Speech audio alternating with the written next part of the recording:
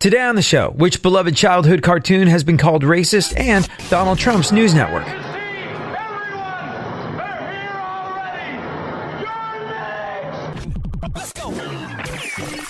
Welcome to the future, where the glass is half full and you'll need new glasses, where you'll be jumping from conclusions. The past is a no, and a new future is born. Never before in history has so much meant so little to so many. AD on the radio. So is there nothing sacred? Is there nothing left? Is there nothing unimpeachably pure that we can just enjoy for what it is anymore? I don't think there is. Let me back up a little bit. It is Monday. Cyber Monday. The day after Thanksgiving. Thanksgiving is behind us. As are an additional 5 pounds that a lot of us discovered when we were trying to put on our pants this morning. But it was always around this time of year when we'd had a few days off, that 4-day weekend when I was a kid, where I gotta tell you, I developed a case of don't really feel like going to school-itis. And you know, I guess I didn't think about it. I didn't realize how predictable I was being. But the Monday after Thanksgiving, couple years running, I got away with the whole not feeling well, which was really didn't do my homework or don't want to go to school today. And my mom, who I guess decided whether or not I needed to stay home from school, fell for it once or twice. I fell for my faked sickness. And, well, I enjoyed that. But it came to a screeching halt. Maybe the third year that I tried to do this, when my mom was like, always seem to be sick the Monday after Thanksgiving. No, let me feel your forehead. No, you don't get the thermometer. You don't get to put it up to the light bulb. You don't get to follow the instructions for faking illness as demonstrated in Ferris Bueller's Day Off and get away with it. Let me see. No, you're not sick. You're fine. You're going to school. Okay, you're right. You caught me. I'm fine. I'm going to school. I faked a sickness. And, well, eventually, I faked a sickness so often that my mom didn't believe I was sick anymore. And then, not long after that Thanksgiving, where I had faked a sickness and my mom didn't go for it, I was actually sick. The whole bit. Coughing, sneezing, runny eyes, sore throat, fever, chills. I think I tried it, and my mom didn't buy into it. But no, you're faking it. This is not a real sickness. Go to school. Anyway, I guess I was kind of sort of the boy who cried wolf with regard to illness. And it was an immature thing to do, but hey, I was like 9 years old when people are statistically more likely to be more immature. So it is what it is. I learned a lesson. But I was reminded of the consequences of faking a sickness, being the boy that cried wolf. When I read about this that we're talking about. See, to me, racism is a sickness. It absolutely is. And for that reason, we tend to take things seriously when somebody says, hey, that's racist. But like I said, I was frustrated. I was like, this is the last bastion of something that is unimpeachably pure and good. How dare you go after this? We're talking, of course, about the fact that a Charlie Brown Thanksgiving is apparently racist now. Now, did you see this? Did you watch this all unfold? The Charlie Brown Thanksgiving aired this past Wednesday, just gone by, for the 46th time since it debuted in the year 1973. But for the first time in 46 years, something was different. This year, a Charlie Brown Thanksgiving became racist, at least according to Twitter and other corners of the internet where people like to express concerns over such things.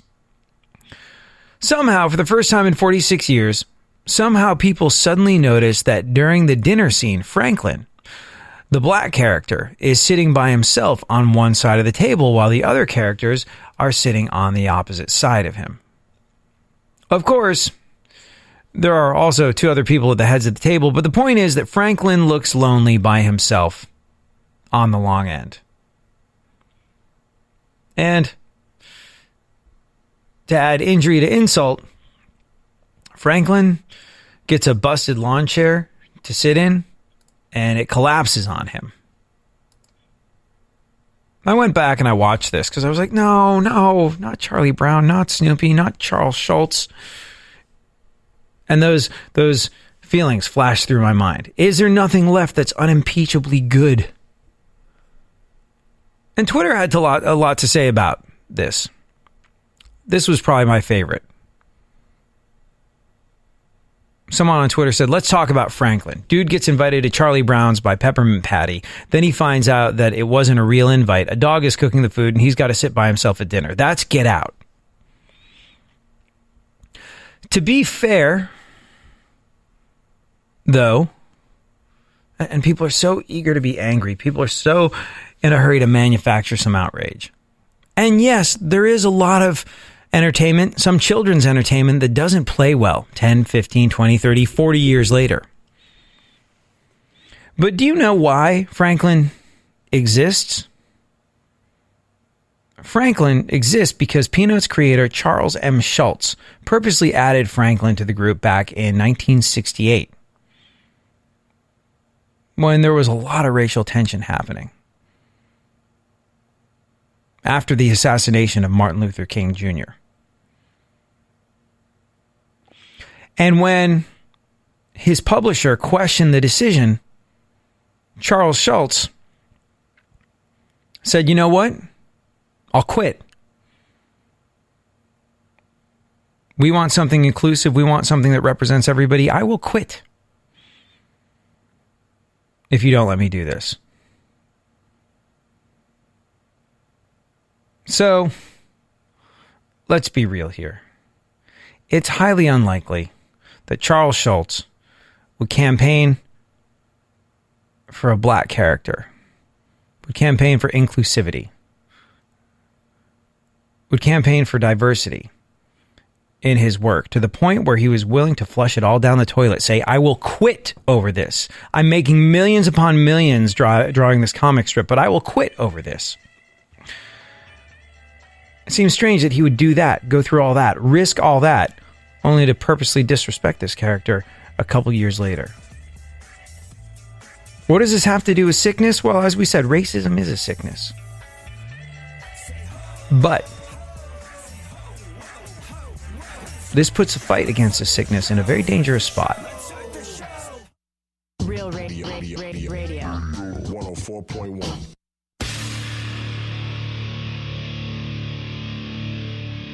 Where the left and right come together for fundamental truths. AD on the radio, on Twitter at ADSXE.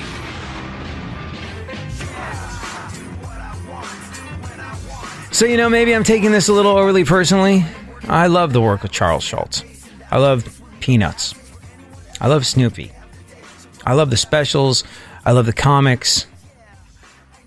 I love how these simple little drawings can affect the way you feel. I love how they can change your outlook. I love the warmth and positivity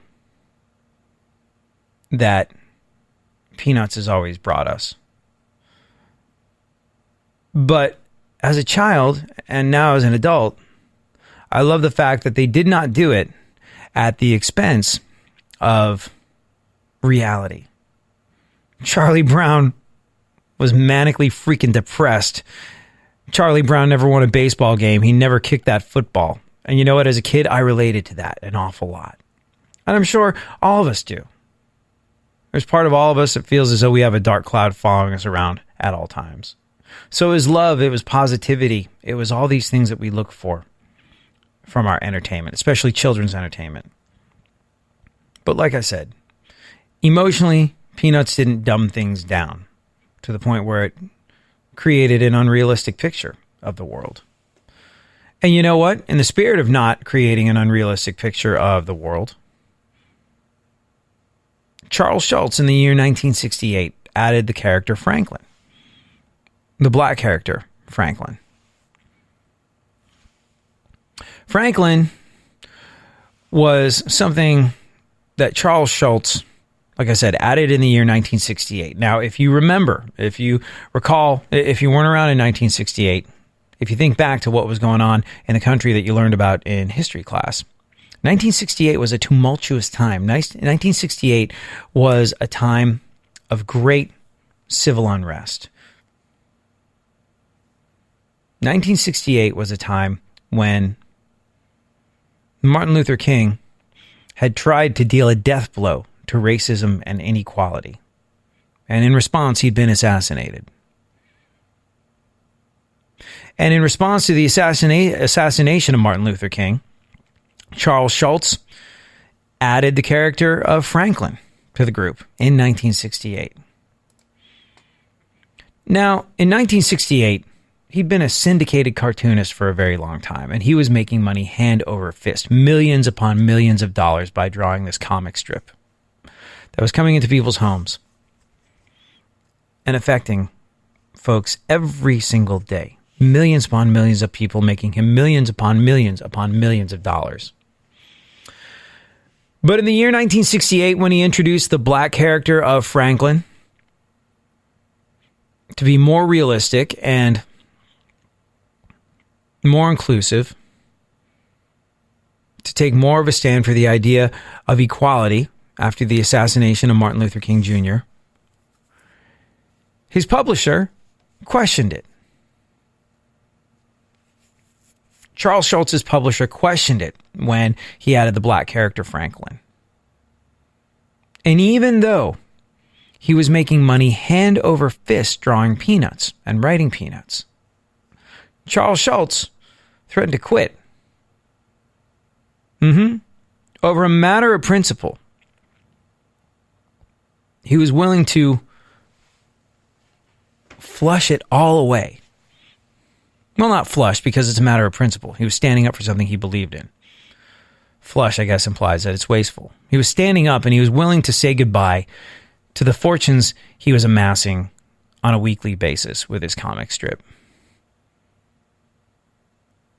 He was such an advocate for equality and inclusivity that he threatened to quit when his publisher questioned his decision. And you know what? Ultimately,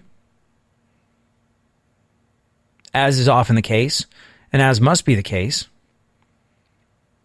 commerce led the way for society. His publisher went, whoa, we don't want to lose the money that comes with a Peanut strip. So yeah, if he wants to have a non-white character in there, I guess we're going to let him have a non-white character in there because he's got FU money. But still, look at the great personal risk. Look at the great personal sacrifice Charles Schulz was willing to make over the decision. Willing to quit. Willing to say goodbye to, like I said, millions of dollars a week over making his cartoon strip more inclusive.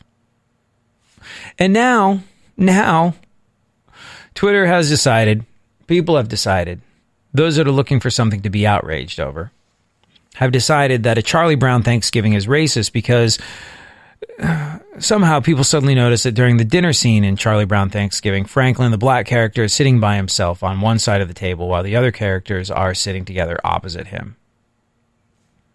Now I could be wrong about this. We might find out some very questionable thing about Charles Schulz moving forward, but I don't think I am. Why would he campaign for a black character only to purposely disrespect him a couple years later in a special? Answer, he wouldn't. In my opinion, of course. But this goes back to me saying after Thanksgiving that I was sick. I just made it up. Didn't want to go to school. There was some advantage to my mother believing I was sick. And so I got away with it for a couple years. And then my mom started calling me out going, "You're not sick." And then a couple times, because I'd faked a sickness so often, my mom was like, "You're still going to school," when I was actually unwell. And that's the dangerous territory we've landed in with this sort of outcry. There really is still a shocking, horrible, horrific, shamefully large amount of inequality in this world, in America. Prejudice and racism still exists, and that is unforgivable. And it should be called out wherever it is. Racism is a sickness. But by me faking my sickness when I was a kid, and this is something I learned from, by me faking that sickness, I lost credibility when I was actually sick and there was actually something wrong with me. And when a world determined to be outraged, when a world determined to get themselves a little bit of social media notoriety, jumps on something like this and says, this is racist, instead of the millions of other things that clearly are racist. When people are looking to manufacture outrage, when people are looking to fake a sickness for personal gain, for attention, for whatever you want to call it, well, that's a shame, and that's dangerous territory. Because just like I was when I was a kid, licking my palms so they felt clammy, holding the thermometer up to the light bulb for just the right amount of time, doing everything it took to make it seem like I was genuinely unwell. What I was doing was destroying my credibility. What I was doing was making sure people knew that I couldn't be trusted. What I was doing by faking my sickness was causing an actual illness later on down the road to be ignored, to be overlooked.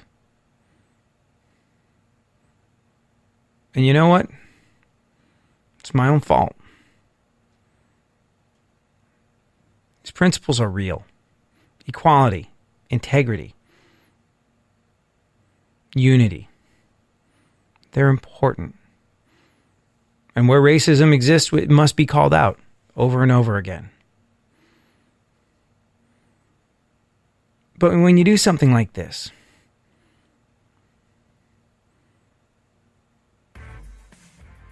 what happens, and what is so dangerous, is that it winds up cheapening the truth.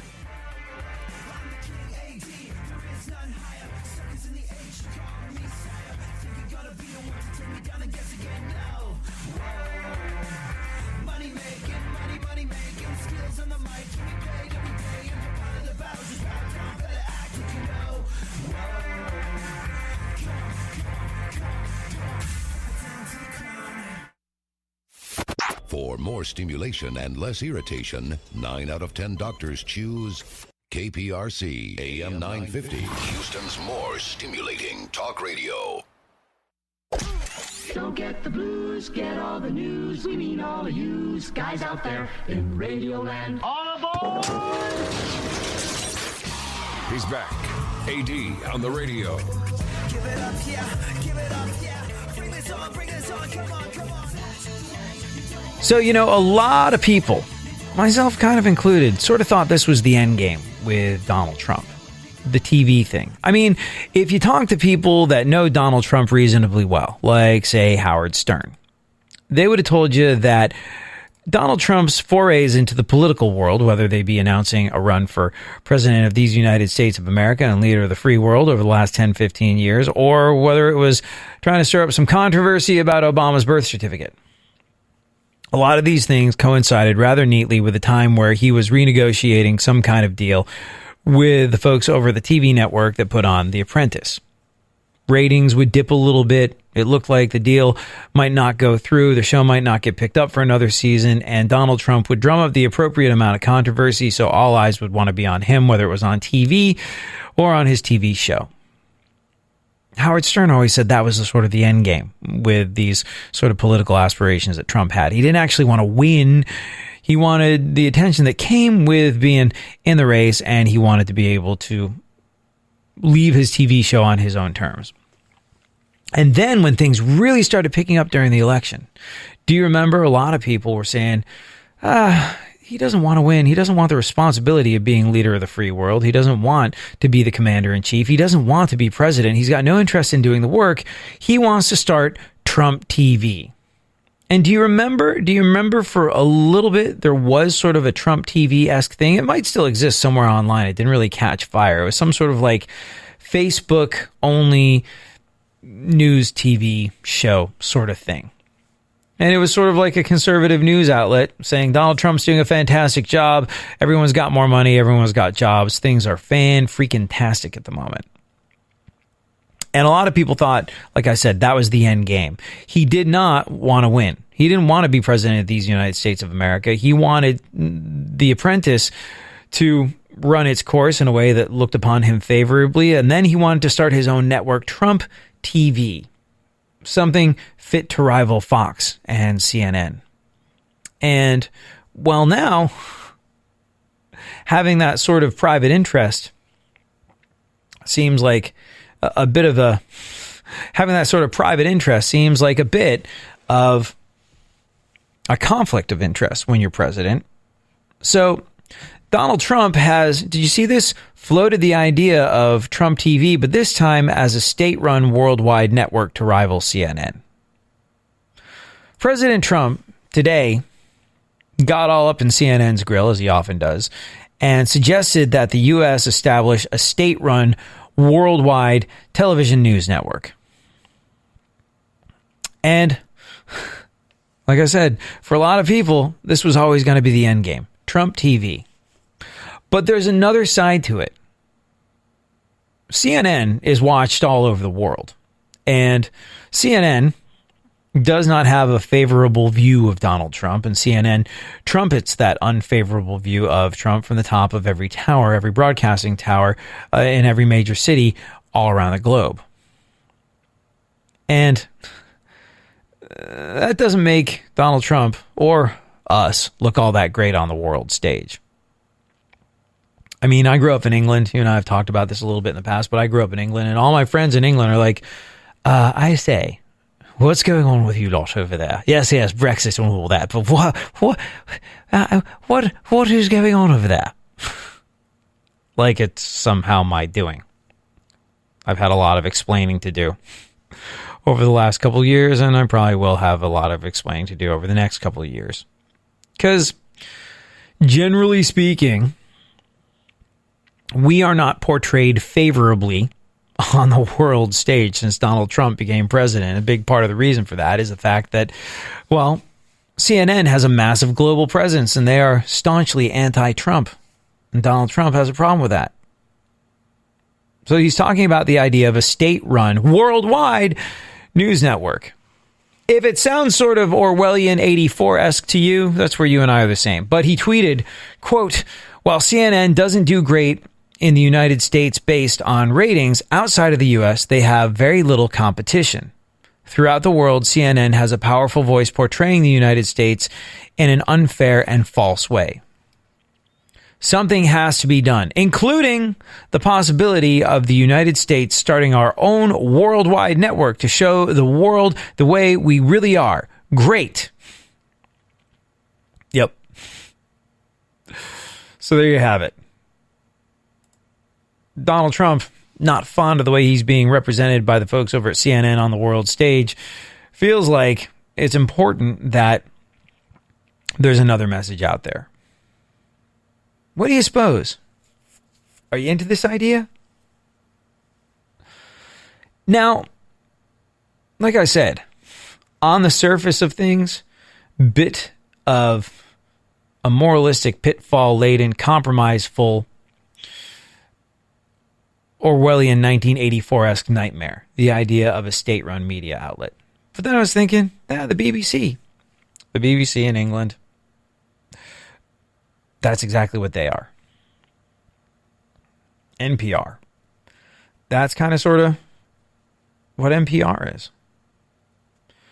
And I wonder. And don't get me wrong. I know that Donald Trump is basically saying, hey, wouldn't it be great to have a propaganda machine for the U.S. that I run all over the world. But what if it was something that was strictly fact-based? What if there was no opinion? What if there was no editorializing? What if there was no conjecture allowed?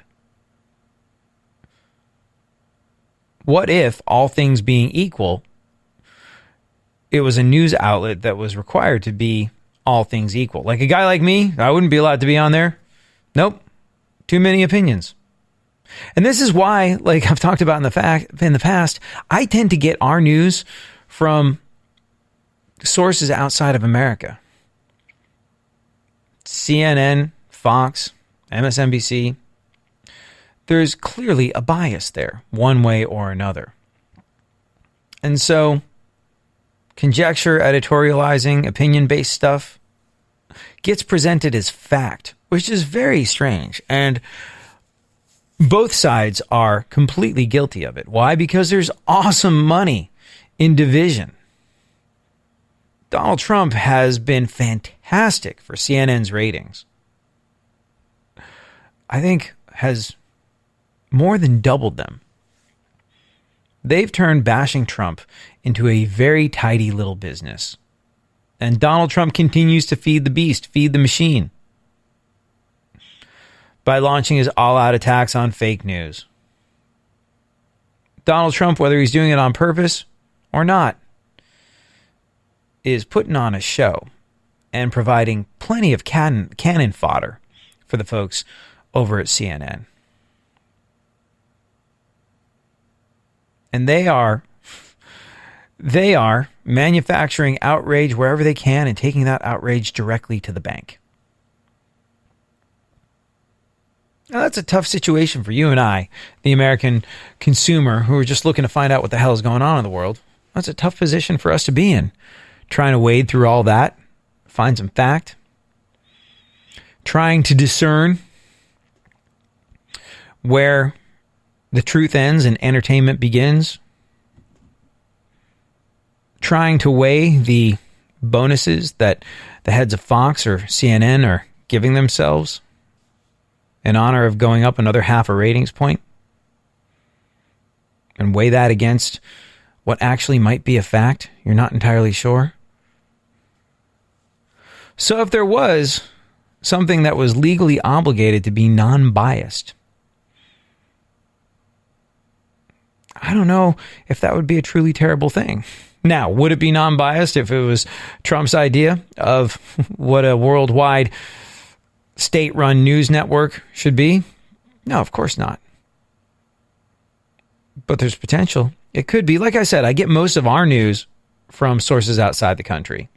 Just because, well, look, folks in Europe, they got other bigger Brexit-related fish to fry. They care about what's going on over here because, we cough and the world gets a cold. But not enough to get into it to the level, the divisive and money-grubbing level that Fox and CNN get into it. So I don't know. You tell me.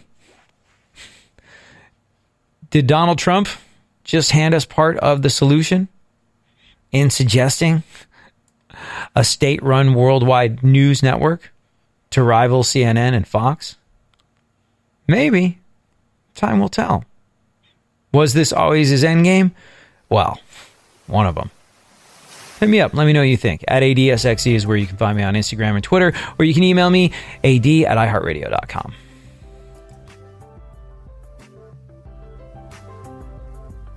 Sometimes you just know you're done. You're longing for that shining sun. You walk these streets most every day. You're waiting to get washed away.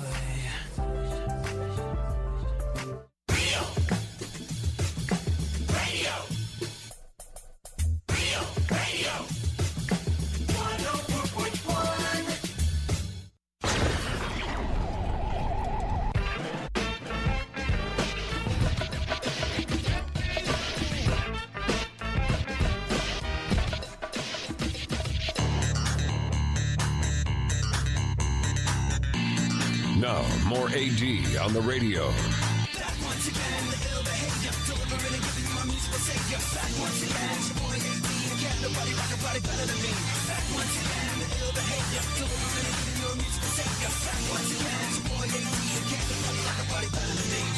So did you have one of those office potluck Thanksgiving dinners, like your place of business? Do you get into that sort of thing? Like everybody will bring something and we'll take a little break of that. It's kind of nice. I sort of like it. I appreciate the ritual. It's fun to break bread with your coworkers. It's also interesting and sometimes delightful when some of them happen to completely rock in the kitchen, as some of mine do. But it happened. It happened during our Thanksgiving potluck, and I was in two minds. Look, first and foremost, there are those of us that just straight up do not cook. You don't want me cooking. You just don't want me anywhere near the world of food preparation. I set a cup of tea on fire once. I did. How? It's a long story. Maybe we'll discuss it some other point. I think I've told the story on the show before, but if I'm the type of person that can set a cup of tea on fire, well then, you don't want me preparing food. So there's some people that put their heart and soul into the cooking that they do for the office potluck. And then there's people like me who are accepted as non-cookers. But we still contribute. I contribute. I brought the pie. I brought a pie. And it wasn't like the $3 pie from the grocery store. No. It was the good pie. It was the Julian apple pie and peach pie. Yes, that's what it was. I did my part. And the problem where this all falls down is you always get somebody who, I don't know if they do it on purpose. I don't know if they're just the type that does the bare minimum and thinks it's okay. But the person in our news department who is responsible for the cranberry sauce at our office potluck pre-Thanksgiving Thanksgiving dinner did something that I look, you're given one job. Bring the cranberry sauce. Brought a can of Ocean Spray. Opened it, plop. Could still see the indentations in the can. Now, mind you, I got to tell you, this is exactly how I would like my cranberry.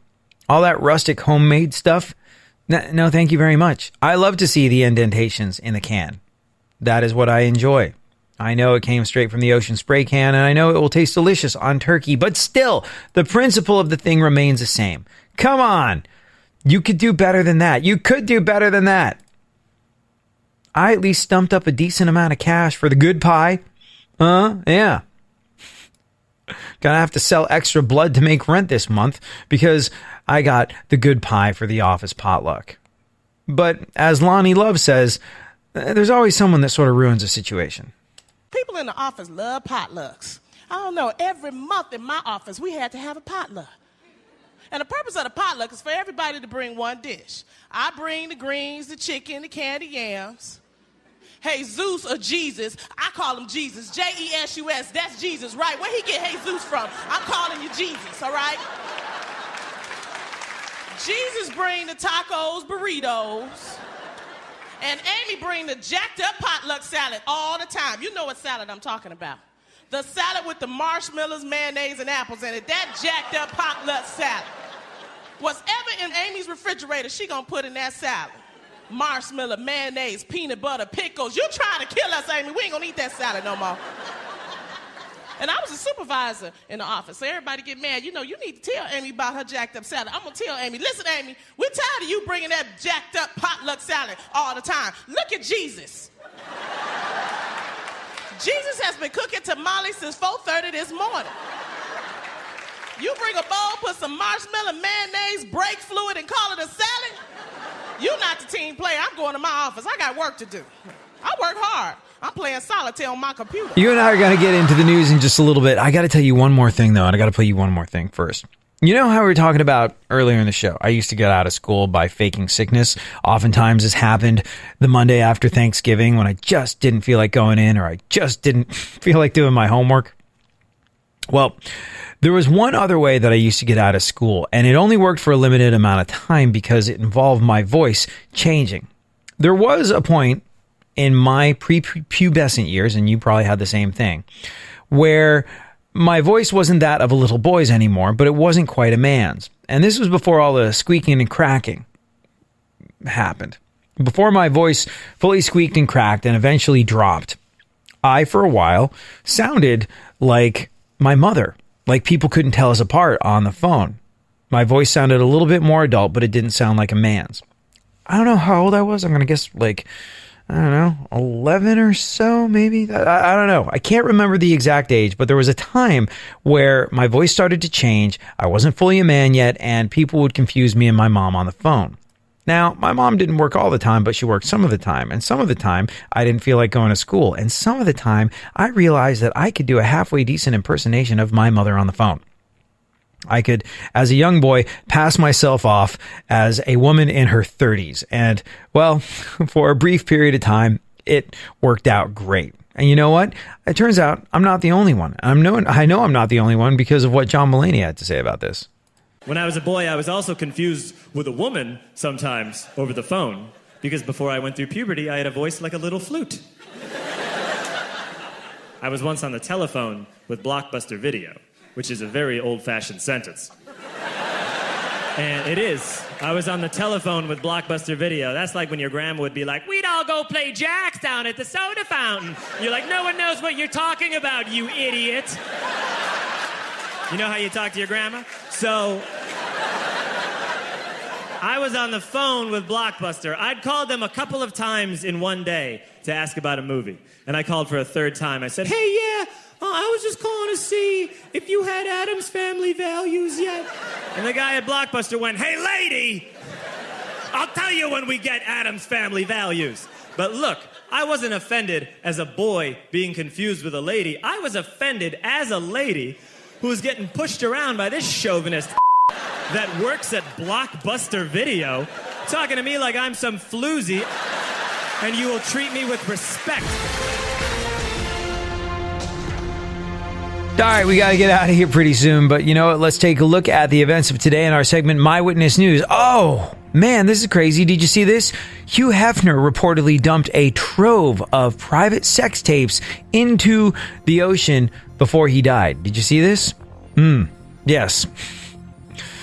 And now you know the real reason that the new Aquaman movie was delayed. It's fascinating stuff.